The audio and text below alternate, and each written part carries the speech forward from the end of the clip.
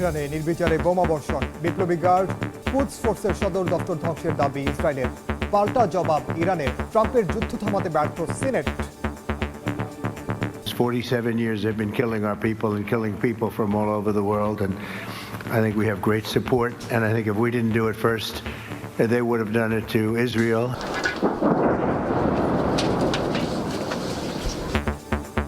লেবাননের দক্ষিণাঞ্চলে দফায় দফায় হামলা ইসরায়েলের, নিহত 6।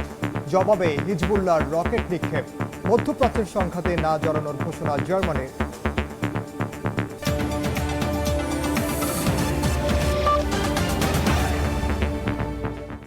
আন্তর্জাতিক সময়ের সঙ্গে আছি আমি ওমরিন। ইরানের রাজধানী তেহরানে ব্যাপক হামলা চালিয়েছে ইসরায়েল। হামলায় আইআরজিসি কুদস ফোর্সের সদর দপ্তর, ব্যালিস্টিক ক্ষেপণাস্ত্র উৎক্ষেপণ ব্যবস্থা ধ্বংসের দাবি করেছে আইডিএফ। ইরানের পাশাপাশি হামলা চালিয়েছে লেবাননেও। এদিকে ভারত মহাসাগরে ইরানি যুদ্ধজাহাজে মার্কিন হামলায় 87 সেনা নিহত হয়েছেন। যুদ্ধজাহাজে হামলায় যুক্তরাষ্ট্রকে চড়া মূল্য দিতে হবে বলে হুঁশিয়ারি দিয়েছে ইরান। অন্যদিকে তেহরানের বিরুদ্ধে যুদ্ধ চালিয়ে যাওয়ার কথা জানিয়েছেন প্রেসিডেন্ট ডোনাল্ড ট্রাম্প।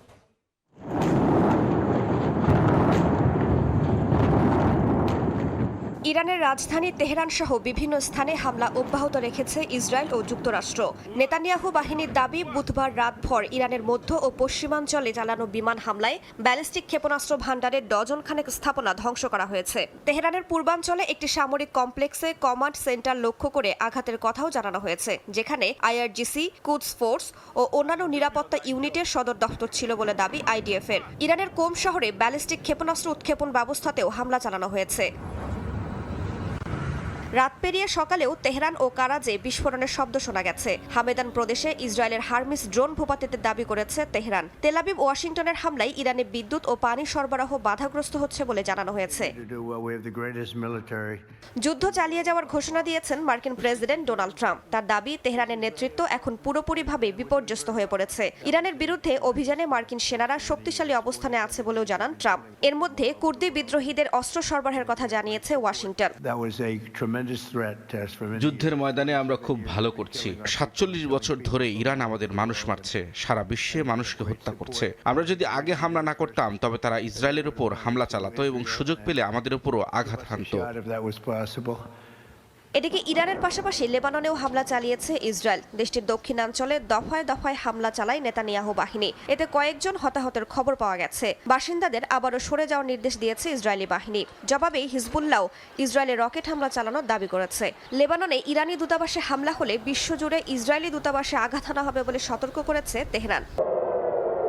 পাল্টা জবাব দিচ্ছে ইরানও। বৃহস্পতিবার ভোরে ইসরায়েলে একের পর এক ক্ষেপণাস্ত্র ছোড়া হয়, যদিও তা প্রতিহতের দাবি করেছে ইসরায়েলি সেনাবাহিনী।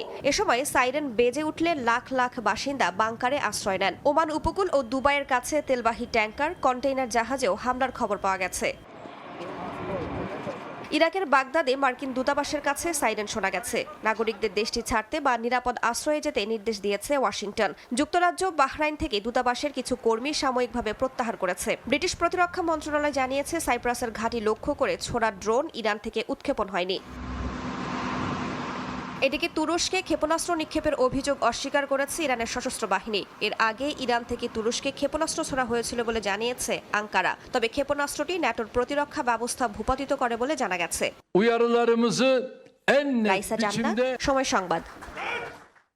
মূলত ষষ্ঠ দিনে এখন পর্যন্ত ইসরায়েল এবং ইরানের সঙ্গে, যেখানে যুক্তরাষ্ট্রও জড়িত, সেই যুদ্ধ চলছে এবং যুদ্ধে হতাহতের সংখ্যা কিন্তু দিন দিন বাড়ছে। এখন পর্যন্ত 1000-এর বেশি মানুষের প্রাণহানি হয়েছে শুধুমাত্র ইরানের। আর এর মধ্যে ডোনাল্ড ট্রাম্প বলেছেন তিনি এখন পর্যন্ত 2000-এর বেশি স্থাপনায় হামলা হয়েছে, যেটি গতকাল বলেছিলেন। কিন্তু পরবর্তীতে বিভিন্ন যে মানবাধিকার সংস্থাগুলো রয়েছে তারা বলছে যে 2000-এর বেশি স্থাপনায় হামলা হলেও তার মধ্যে 105টির বেশি স্থাপনা ছিল আসলে বেসামরিক এবং 600-র মতো ডকুমেন্টেড বা একেবারে সুনির্দিষ্ট তারা একেবারে বেছে বেছে হামলা চালিয়েছে, যেগুলো তারা দাবি করছে হয় সামরিক স্থাপনা অথবা ইরানের কর্মকর্তা যারা বিভিন্ন জায়গায় আছেন সেই লক্ষ্যবস্তুগুলো আসলে লক্ষ্য করেই তারা হামলা চালিয়েছে। একেবারে ইরান ইসরায়েল যুদ্ধের সবশেষ তথ্যগুলো আমরা আপনাদের জানিয়ে দিতে চাই। আমরা দেখতে পাচ্ছি এখন পর্যন্ত এই ষষ্ঠ দিনে এসে মধ্যপ্রাচ্যের যে সংঘাত, সেটি তেহরানে ইসরায়েলের যে তাণ্ডব, সেটি কিন্তু এখন পর্যন্ত অব্যাহত রয়েছে। একইভাবে আমরা দেখেছি লেবাননেও ইসরায়েল এবং যুক্তরাষ্ট্র তাদের হামলা সম্প্রসারিত করেছে। বিপ্লবী গার্ড কোস্ট ফোর্সের সদর দফতর ধ্বংসের দাবি করা হয়েছে ইসরায়েলের পক্ষ থেকে, যেমনটি একটু আগে আমরা প্রতিবেদন পড়ছিলাম। এবং এখানে একটি বড় বিষয়, ইরানি কুর্দি বিদ্রোহীদের অস্ত্র দেবে যুক্তরাষ্ট্র। যুক্তরাষ্ট্র এখন চাইছে ইরানের মধ্যে থাকা এমনকি ইরাকের যেসব বিদ্রোহী কুর্দি গোষ্ঠী রয়েছে তাদেরকে এই বর্তমান শাসক গোষ্ঠীর বিরুদ্ধে কিভাবে আবারও যুদ্ধে নামানো যায় সে একটি চেষ্টা করতে। আমরা এর আগে দেখেছি গেল ডিসেম্বরেও কিন্তু ইরানে সরকার বিরোধী একটি ব্যাপক বিক্ষোভ হয়েছিল, সেটা ছিল অর্থনৈতিক মন্দার জেরে। মূলত সেই কারণে সেই চেষ্টাটি কিন্তু আমরা দেখেছি যে আসলে সফল হয়নি। পরবর্তীতে সেই বিক্ষোভ দমন করা হয়েছে, যদিও সেই বিক্ষোভে অনেক প্রাণহানির ঘটনা ঘটেছে। কিন্তু নতুনভাবে কুর্দি বিদ্রোহী যারা রয়েছেন তাদেরকেও আসলে এই যুদ্ধে ব্যবহার করা হতে পারে বলে এমন আভাস পাওয়া যাচ্ছে। এবং মার্কিন প্রেসিডেন্ট ডোনাল্ড ট্রাম্প সেটা কিন্তু সরাসরি তিনি বলেছেন। এবং ইরানও কিন্তু বসে নেই, ইরানও পাল্টা আঘাত চালাচ্ছে। বিশেষ করে মার্কিন একটি তেলবাহী ট্যাঙ্কারে হামলা করেছে। তারা বলেছে যে মূলত এটি ইউরোপ, ইসরায়েল এবং যুক্তরাষ্ট্রের দেশের মালিকানাধীন একটি তেলবাহী ট্যাঙ্কার, এবং সেখানে তারা হামলার দাবি করেছে, যদিও ক্ষয়ক্ষতির পরিমাণ এখন পর্যন্ত বিস্তারিত জানা যায়নি। এবং ইরানে বিদ্যুৎ পানির সরবরাহ ব্যবস্থা মারাত্মকভাবে ব্যাহত হচ্ছে এবং সেটি ক্ষতিগ্রস্ত হচ্ছে। মধ্যপ্রাচ্যে যে সামরিক সরঞ্জাম পাঠাচ্ছে অস্ট্রেলিয়া কিংবা বিভিন্ন দেশ, পশ্চিমা মিত্ররা যুক্তরাষ্ট্র এবং ইসরায়েলের পাশে দাঁড়ালো। অনেকগুলো দেশ আবার কিন্তু তারা মানা করেছে, তারা এই যুদ্ধে জড়াতে চায় না। বিশেষ করে জার্মানির কথা যদি বলি, জার্মানি এখন পর্যন্ত আসলে এই মধ্যপ্রাচ্য সংঘাতে তারা জড়াতে চায় না। এর আগে যুক্তরাজ্যের প্রধানমন্ত্রীকেও আমরা বিভিন্ন ধরনের বিভিন্ন সময় এক এক সিদ্ধান্ত নিতে দেখেছি। বিশেষ করে প্রথমত যখন সাইপ্রাসে ব্রিটিশ ঘাঁটিতে হামলা হয় তখন আমরা দেখেছি যে তিনি প্রথমত তখন বলেছিলেন যে মার্কিন সেনাবাহিনীকে সেই ব্রিটিশ যে ঘাঁটি সেটি আসলে ব্যবহার করতে দেওয়া হবে। পরবর্তীতে যদিও আবার তিনি পিছু হটেছেন যুক্তরাষ্ট্রের সঙ্গে, বিশেষ করে মার্কিন প্রেসিডেন্ট ডোনাল্ড ট্রাম্পের সঙ্গে তার বিভিন্ন ইস্যুতে বাদানুবাদ হয়েছে, সেটি নিয়েও আসলে দোলাচলে রয়েছে। যুক্তরাজ্যের অবস্থানও আসলে এখন পর্যন্ত পরিষ্কার নয়। স্বাভাবিকভাবে মধ্যপ্রাচ্যে যে সংঘাত সেটি কিন্তু এখন পর্যন্ত অস্পষ্ট। তবে একইভাবে মার্কিন প্রেসিডেন্ট ডোনাল্ড ট্রাম্প তার নিজ দেশেই কিন্তু এই যুদ্ধের ঘোষণা দিতে গিয়ে সমালোচনার মুখে পড়েছেন। যেমন বলছি যে ইরান যুদ্ধের লাগাম টানতে প্রেসিডেন্ট ট্রাম্পের বিরুদ্ধে মার্কিন সিনেটে আনা প্রস্তাব নাকচ হয়েছে। মার্কিন প্রেসিডেন্টের ক্ষমতা সীমিত করতে সিনেটে উত্থাপিত প্রস্তাবটি পাস না হওয়ায় আবারও ব্যর্থ হলো ট্রাম্পের ক্ষমতা কমানোর প্রচেষ্টা। যুক্তরাষ্ট্র থেকে লস্কর আল মামুনের রিপোর্ট। মধ্যপ্রাচ্য জুড়ে মার্কিন সামরিক ঘাঁটি ও কূটনৈতিক স্থাপনায় ইরানের পাল্টা হামলা ভাবিয়ে তুলছে যুক্তরাষ্ট্রকে। বিশ্বব্যাপী ছড়িয়ে পড়ছে চরম উত্তেজনা, জটিল হচ্ছে পরিস্থিতি। এমন অবস্থায় যুদ্ধ শুরুর একক ক্ষমতা নিয়ে নিজ দেশেই সমালোচনার মুখে পড়েছেন প্রেসিডেন্ট ডোনাল্ড ট্রাম্প। কংগ্রেসকে পাশ কাটিয়ে ইরানে বড় ধরনের হামলার ঘটনায় ট্রাম্পের ক্ষমতা চ্যালেঞ্জ করে বিল আনা হয় মার্কিন সিনেটে। উত্থাপন করা হয় ওয়ার পাওয়ার রেজুলেশন বিল। বিলটির ওপর বিতর্কে অংশ নেয় সরকারি দল রিপাবলিকান ও বিরোধী ডেমোক্র্যাট দলীয় সদস্যরা। স্থানীয় সময় বুধবার সকাল থেকে দিনভর বিতর্ক শেষে বিকেলে অনুষ্ঠিত হয় ভোটাভুটি। এতে ৪৭-৫৩ ভোটে বাতিল হয় বিলটি। আগামী বৃহস্পতিবার নিম্নকক্ষ প্রতিনিধি পরিষদে বিলটির ওপর আবারও ভোট গ্রহণ অনুষ্ঠিত হবে। তবে হাউজেও রিপাবলিকান সংখ্যাগরিষ্ঠতা হওয়ায় বিল পাশের সম্ভাবনা নেই বলেই মনে করছেন বিশ্লেষকরা। সিনেটের বিতর্কে বিলটির সমর্থনে কংগ্রেস সদস্যরা বলেন, মার্কিন সংবিধান অনুযায়ী কোনো যুদ্ধ শুরুর জন্য প্রেসিডেন্টকে কেবলমাত্র তাৎক্ষণিক প্রতিরক্ষা পরিস্থিতিতে শক্তি ব্যবহার করার অনুমতি আছে, কিন্তু যুদ্ধ ঘোষণা করার একমাত্র ক্ষমতা কংগ্রেসের। অপরদিকে বিলটির বিপক্ষে সরকার দলীয় রিপাবলিকান সিনেটররা বলেন, ইরানের প্রতি প্রেসিডেন্টের সামরিক পদক্ষেপ যৌক্তিক। এর আগে বহুবার কংগ্রেসে এ ধরনের রেজুলেশন পাশের চেষ্টা করা হলেও সবগুলোই ব্যর্থ হয়েছে। যদিও 1973 সালের ওয়ার পাওয়ার্স অ্যাক্ট অনুযায়ী মার্কিন প্রেসিডেন্টকে 60 দিনের বেশি সময়ের জন্য সামরিক শক্তি ব্যবহারের জন্য কংগ্রেসের অনুমোদন নিতে হয়। নিজ দলের বাইরে গিয়ে ট্রাম্পের পক্ষে ভোট দিয়েছেন ডেমোক্র্যাট দলীয় সিনেটর জন ফেডারম্যান। এমন দৃষ্টান্ত কেবল যুক্তরাষ্ট্রের বৃহত্তর স্বার্থের জন্যই হয়েছে বলে মনে করছেন বিশ্লেষকরা। লস্কর আল মামুন, সময় সংবাদ, যুক্তরাষ্ট্র। আলোচনায় যেমনটা বলছিলাম, এবার ইরানের বিরোধী কুর্দি গোষ্ঠীগুলোকে ব্যবহার করে শাসক পতনের পায়তারা করছেন মার্কিন প্রেসিডেন্ট ডোনাল্ড ট্রাম্প। ইরান ইরাকের কুর্দি নেতাদের সঙ্গে ট্রাম্প প্রশাসনের কথাবার্তা সংবাদ প্রকাশের পর থেকেই বিভিন্ন গণমাধ্যমের প্রতিবেদনে উঠে আসছে এমন দাবি। তবে বিশ্লেষকরা বলছেন, বর্তমান পরিস্থিতিতে এমন পদক্ষেপ তেহরানের সরকার পতনের সম্ভাবনাকে আরও ক্ষীণ করে তুলতে পারে। Scale of 10, where would you rate it? I said about a 50. সামরিক অভিযানের পাশাপাশি অভ্যন্তরীণ কূটনীতি ব্যবহার করেও ইরানের উপর চাপ তৈরির চেষ্টা চালাচ্ছেন মার্কিন প্রেসিডেন্ট ডোনাল্ড ট্রাম্প। এমনটা ইঙ্গিত পাওয়া যাচ্ছে আন্তর্জাতিক গণমাধ্যমের কিছু প্রতিবেদনে। মার্কিন সংবাদ মাধ্যমের প্রতিবেদন অনুযায়ী ট্রাম্প প্রশাসন ইরানের বিরোধী কুর্দি গোষ্ঠীগুলোর সঙ্গে যোগাযোগ করছে। লক্ষ্য তাদের অস্ত্র দিয়ে ইরানের ভেতরে বিদ্রোহ উস্কে দেয়া এবং যুদ্ধের চাপ বাড়ানো। সেন্ট্রাল ইন্টেলিজেন্স এজেন্সি বা সিআইএ একাধিক কুর্দি গোষ্ঠীর সঙ্গে আলোচনা চালাচ্ছে বলে জানিয়েছে মার্কিন ও কুর্দি কর্মকর্তারা। তবে বুধবার পর্যন্ত কোনো চূড়ান্ত সমঝোতা হয়েছে কিনা তা স্পষ্ট নয়।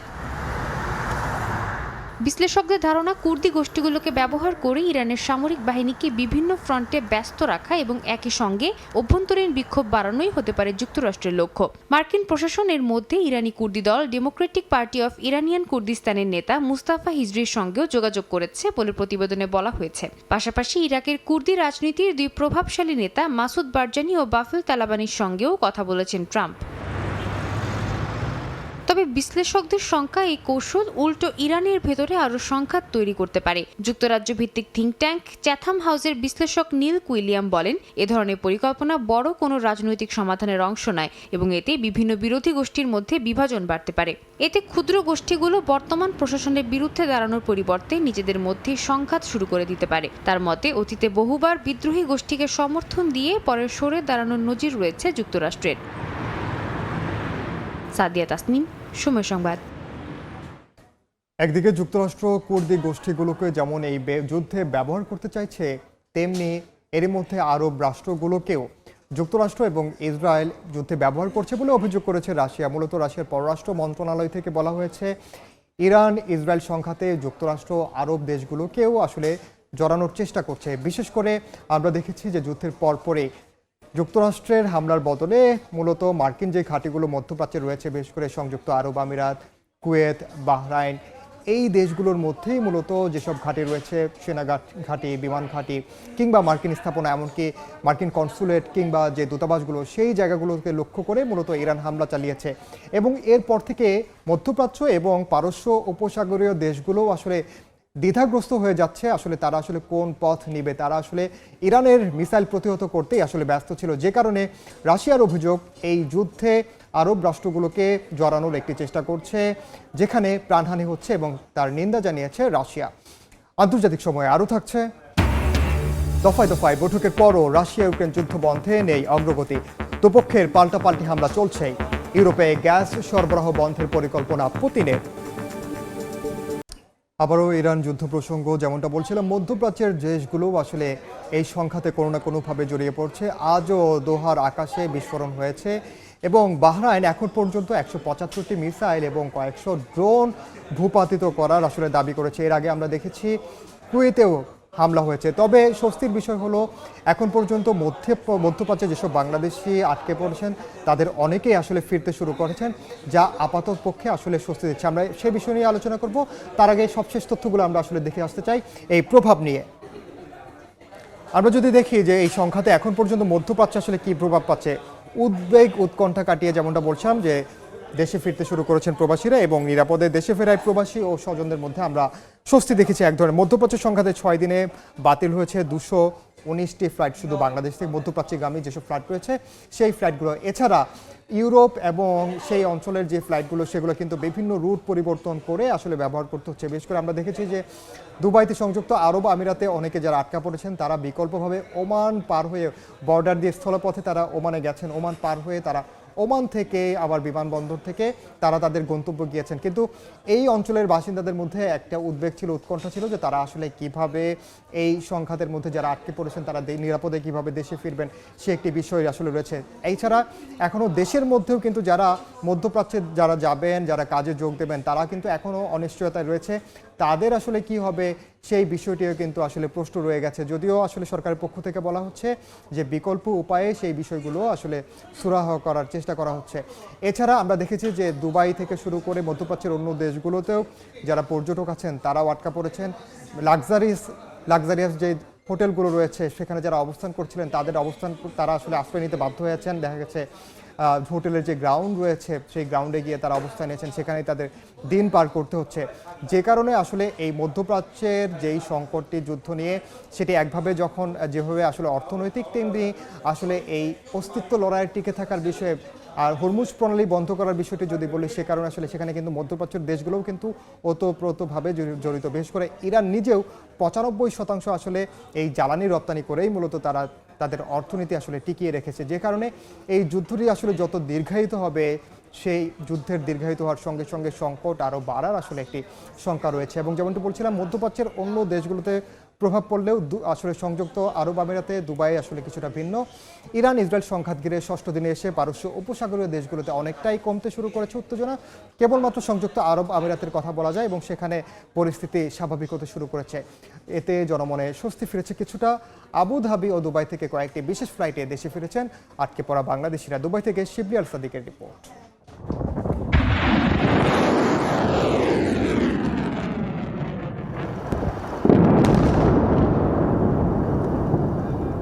ইরান, ইসরায়েল ও যুক্তরাষ্ট্রের সংঘাতকে কেন্দ্র করে মধ্যপ্রাচ্য জুড়ে ছড়িয়ে পড়ে উত্তেজনা। পারস্য উপসাগরীয় দেশগুলোতে অবস্থিত মার্কিন স্থাপনা লক্ষ্য করে হামলা চালায় ইরান। বিশেষ করে সংযুক্ত আরব আমিরাত, কাতার, কুয়েত ও বাহরাইনে অব্যাহত হামলায় জনমনে দেখা দেয় নানা শঙ্কা। বিমান চলাচল বন্ধ হয়ে যাওয়ায় আটকা পড়েন বহুযাত্রী। তবে যুদ্ধের 6ষ্ঠ দিনে আরব আমিরাতে ধীরে ধীরে ফিরতে শুরু করেছে স্বাভাবিক পরিস্থিতি পুরোপুরি স্বাভাবিক না হওয়া পর্যন্ত আটকে পড়া যাত্রীদের ভিসা ওভারস্টেয়ে জরিমানা মওকুফ করা হয়েছে। ধীরে ধীরে স্বাভাবিক অবস্থায় ফিরছে বিমান চলাচল। বিশেষ ব্যবস্থায় দেশে ফিরছেন অনেক প্রবাসী বাংলাদেশি।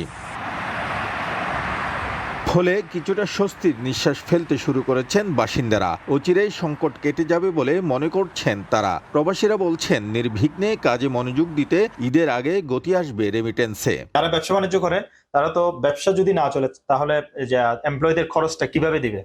সো এই ক্ষেত্রে এমপ্লয় যারা আছে, যারা কোম্পানিকে সহযোগিতা করবে, কোম্পানি এমপ্লয়কে সহযোগিতা করবে, আমরা একজন আরেকজনকে সহযোগিতা করব। বিশ্লেষকরা মনে করছেন, চলমান সংঘাতে বৈশ্বিক অর্থনীতিতে বড় ধরনের প্রভাব পড়বে। বিশেষ করে জ্বালানি বাজার, শিপিং রুট ও বৈদেশিক শ্রমবাজারে অস্থিরতার ছাপ দেখা দিতে পারে। ইরানও চাইছে এই বোমাবাজি বন্ধ হোক এবং সেটা বন্ধ করার জন্য তারা উপসাগরে তাদের বন্ধুত্বপূর্ণ যেসব রাষ্ট্র রয়েছে, সংযুক্ত আরব আমিরাত, কাতার, বাহরাইন, কুয়েতে কিছু কিছু মার্কিন ঘাঁটিতে হামলা করছে এই দেশগুলোকে দিয়ে মার্কিন যুক্তরাষ্ট্রের উপর চাপ সৃষ্টি করার জন্য। চলমান সংঘাতের পাল্টাপাল্টি হামলা অব্যাহত রয়েছে। গুরুত্বপূর্ণ নৌপথ, হরমুজ প্রণালী ও আশেপাশে থাকা একাধিক জাহাজ ক্ষতিগ্রস্ত হওয়ার খবর পাওয়া গেছে। কাতারেও একাধিক হামলায় রাষ্ট্রীয় জ্বালানি স্থাপনা ক্ষতিগ্রস্ত হয়েছে।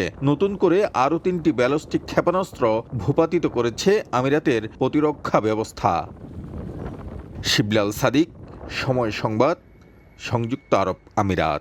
মধ্যপ্রাচ্য থেকে জরুরি ভিত্তিতে ফিরিয়ে নেওয়া হচ্ছে শত শত ইউরোপীয় নাগরিককে। মার্কিন ও ইসরায়েলি হুমকির মধ্যে আটকে থাকা স্প্যানিশ, পর্তুগিজ, বুলগেরিয়ান ও ডাচ নাগরিকরা দেশে ফিরছেন। অনেকেই মধ্যপ্রাচ্যে থাকাকালীন সময়ের যুদ্ধের অভিজ্ঞতা জানিয়েছেন।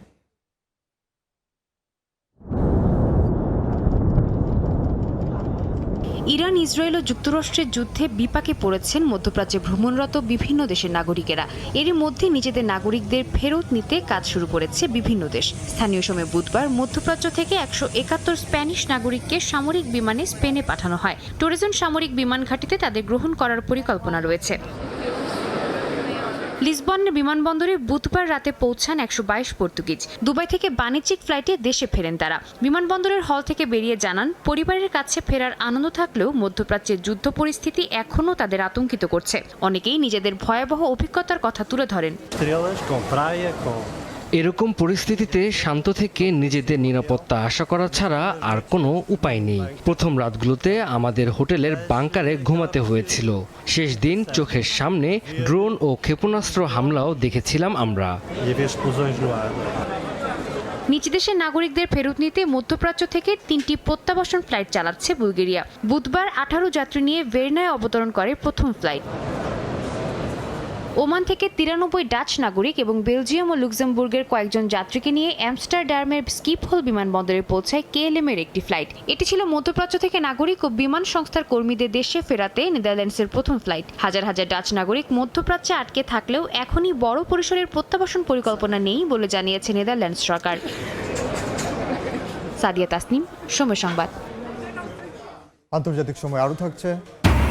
জেনজি আন্দোলনের পর নেপালে প্রথমবার সাধারণ নির্বাচনের ভোট গ্রহণ, সারা দেশে নিরাপত্তা জোরদার, 3.5 লাখ সদস্য মোতায়েন। ইরান যুদ্ধের প্রভাবে জ্বালানির দাম ঊর্ধ্বমুখী থাকলে বিশ্ববাজারে নিত্যপণ্যের দাম আরও বাড়তে পারে বলে সতর্ক করেছেন বাজার বিশ্লেষকরা। এদিকে বড় পতনের পর কিছুটা ঘুরে দাঁড়িয়েছে এশিয়ার পুঁজি বাজার, আর মুদ্রা বাজারে ঊর্ধ্বমুখী ডলারের দর স্থিতিশীল হওয়ায় কিছুটা স্বস্তি মিলেছে ইউরোতে। ইরানের সঙ্গে মার্কিন ইসরায়েল যুদ্ধ দীর্ঘস্থায়ী হওয়ার শঙ্কায় অস্থির বৈশ্বিক অপরিশোধিত জ্বালানি তেল ও গ্যাসের দাম।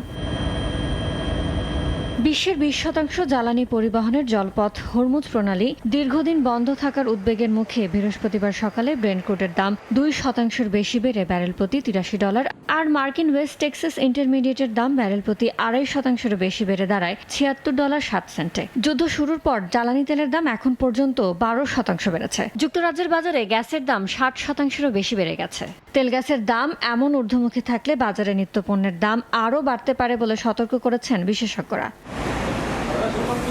এদিকে বড় পতনের পর কিছুটা ঘুরে দাঁড়িয়েছে এশিয়ার পুঁজিবাজার। জাপান বহির্ভূত এশিয়া প্রশান্ত মহাসাগরীয় অঞ্চলের বড় সূচক MSCI বেড়েছে প্রায় 3%।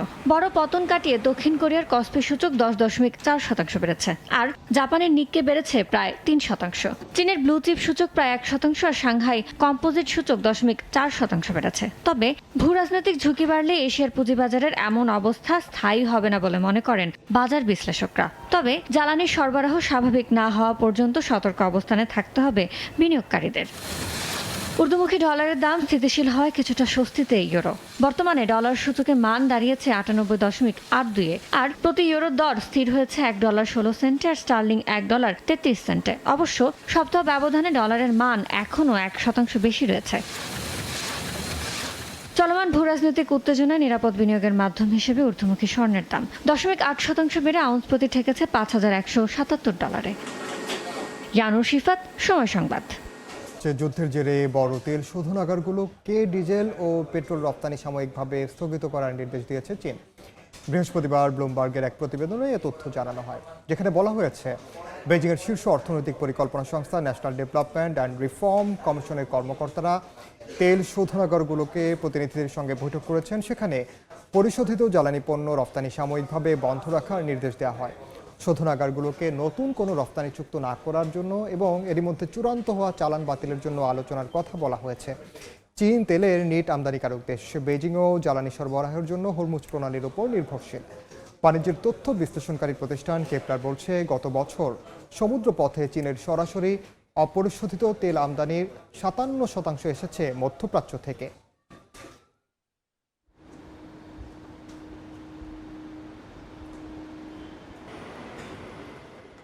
রাশিয়া ইউক্রেন যুদ্ধের খবর। দফায় দফায় বৈঠকের পরও রাশিয়া ইউক্রেন যুদ্ধ বন্ধের বিষয়ে কোনো অগ্রগতি নেই। বিভিন্ন অঞ্চলে দুপক্ষের পাল্টাপাল্টি হামলা চলছে, এতে বাড়ছে হতাহতের সংখ্যা। বুধবার ইউক্রেন জুড়ে রুশ ক্ষেপণাস্ত্র ও ড্রোন হামলায় ব্যাপক ক্ষয়ক্ষতির খবর পাওয়া গেছে। বিভিন্ন ফ্রন্টে দুদেশের সেনাদের মধ্যে সম্মুখ লড়াইও অব্যাহত আছে। এমন পরিস্থিতিতে ইউরোপে গ্যাস সরবরাহ বন্ধ করে দেওয়ার কথা ভাবছেন বলে জানিয়েছেন প্রেসিডেন্ট ভ্লাদিমির পুতিন। ইউক্রেনের মাইকোলাইভ এবং স্লোভেনিয়ানস্ক শহরে ব্যাপক ড্রোন ও ক্ষেপণাস্ত্র হামলা চালিয়েছে রুশ সেনারা। মাইকোলাইভে একটি পরিবহন অবকাঠামো ও রেলওয়ে স্টেশনে চালানো হামলায় একটি যাত্রীবাহী ট্রেনে অগ্নিকাণ্ডের খবর পাওয়া গেছে। স্লোভেনিয়ানস্কে আবাসিক এলাকায় চালানো হামলায় ধ্বংসস্তূপে পরিণত হয়েছে অর্ধশতাধিক ঘরবাড়ি, মিলেছে হতাহতের খবর। স্থানীয় প্রশাসন জানিয়েছে উদ্ধারকর্মীরা এখনও ধ্বংসস্তূপের নিচ থেকে সাধারণ মানুষকে উদ্ধারের আপ্রাণ চেষ্টা চালিয়ে যাচ্ছেন।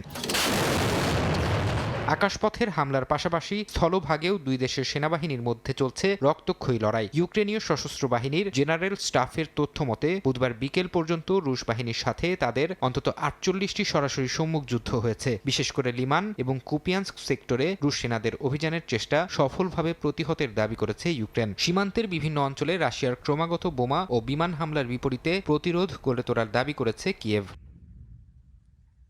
বর্তমানে রণক্ষেত্রের সবচেয়ে অস্থির ও সক্রিয় এলাকা হুলিয়াইপোল, পোক্রোভস এবং কোস্তিয়ান্তিনিভকা সেক্টর। এই অঞ্চলগুলোতে রুশ বাহিনী তাদের আক্রমণের তীব্রতা কয়েক গুণ বাড়িয়ে দিয়েছে, যার বিপরীতে অবস্থান ধরে রাখতে লড়ছে ইউক্রেনীয় সেনারা। কোনো পক্ষই 1 ইঞ্চি জমিও ছাড় দিতে নারাজ। রণক্ষেত্রের এই ডামাডোলের মধ্যেই নতুন এক অর্থনৈতিক যুদ্ধের হুমকি দিয়েছেন রুশ প্রেসিডেন্ট ভ্লাদিমির পুতিন। তিনি জানিয়েছেন, ইউরোপীয় ইউনিয়ন রুশ জ্বালানির ওপর নিষেধাজ্ঞা দেওয়ার পথে হাঁটায় রাশিয়া নিজেই এখন থেকে ইউরোপে গ্যাস সরবরাহ বন্ধ করে দেওয়ার কথা ভাবছে। পুতিনের মতে, ইউরোপের পরিবর্তে এশিয়ার নতুন বাজারগুলোতে জ্বালানি রপ্তানি করা রাশিয়ার জন্য অনেক বেশি লাভজনক হবে। ফারহাদ চৌধুরী, সময় সংবাদ। দেখছেন আন্তর্জাতিক সময়। নেপালে জেনজি আন্দোলনে প্রধানমন্ত্রী কেপি শর্মা ওলির পতনের পর প্রথমবারের মতো অনুষ্ঠিত হচ্ছে সাধারণ নির্বাচন। স্থানীয় সময় সকাল 7টায় শুরু হওয়া ভোট গ্রহণ চলবে বিকাল 5টা পর্যন্ত। প্রায় 1,89,00,000 ভোটার 275 সদস্যের হাউস অফ রিপ্রেজেন্টেটিভস নির্বাচনের জন্য ভোট দেবেন। নেপালের এই নির্বাচন দুভাগে বিভক্ত। সরাসরি ভোটে 165টি আসন এবং অনুপাত ভিত্তিক ভোটে 110টি আসন। নির্বাচনকে ঘিরে সারা দেশে নিরাপত্তা জোরদার করা হয়েছে। নিরাপত্তা বাহিনীর প্রায় 3.5 লাখ সদস্য মোতায়েন করা হয়েছে দেশ জুড়ে।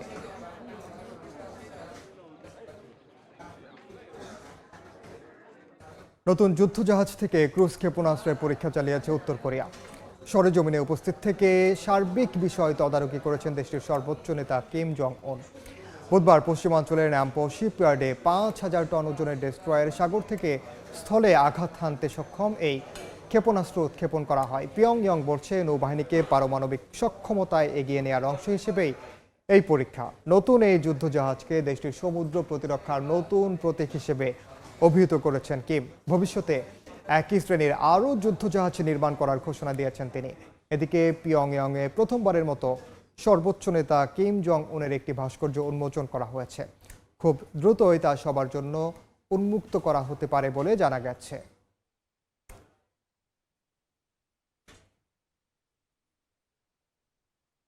এই ছিল আন্তর্জাতিক সময়ে।